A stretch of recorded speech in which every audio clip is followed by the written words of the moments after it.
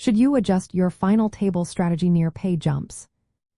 Imagine you're sitting at the final table, chips in front of you, and the prize pool is about to jump significantly. Do you stick to your usual game plan or change gears?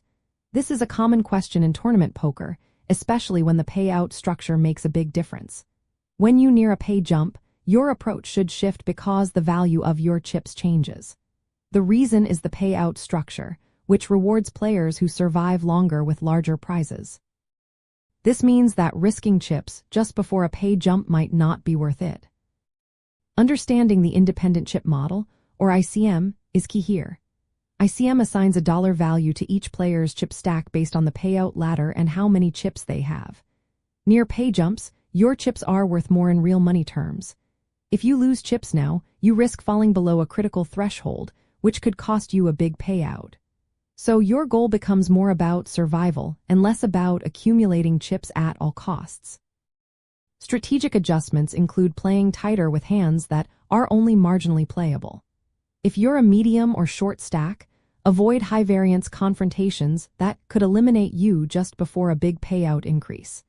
It's smarter to fold weaker hands and wait for better opportunities. Opponents tend to tighten up near pay jumps too, because busting out means losing a significant payout. This creates opportunities for well-timed aggression, especially when you have a strong hand or a good read on an opponent.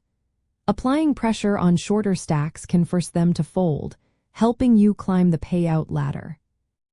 If you're the chip leader or have a sizable stack, you can loosen up a bit and be more aggressive. Opponents are often more risk-averse near pay jumps, so a well-timed raise or shove can push them off hands and increase your chances of winning bigger pots. Always pay close attention to stack sizes and position. If you are short-stacked, you might need to shove more often to stay alive. If you're a big stack, you can use your chips to pressure medium stacks and force difficult decisions. Profiling opponents is also important. Some players become very cautious near pay jumps, while others take more risks. Adjust your play based on their tendencies. If an opponent is risk-averse, you can bluff more often or push them out of pots. If they are aggressive, be ready to call or re-raise with strong hands.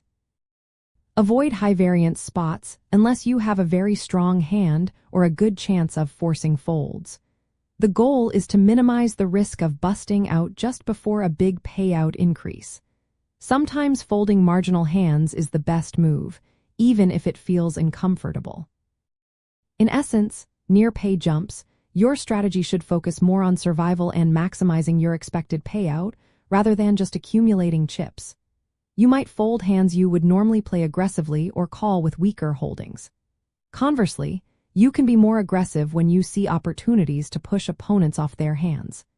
This balance of caution and aggression, guided by ICM principles, can make a big difference in your tournament results.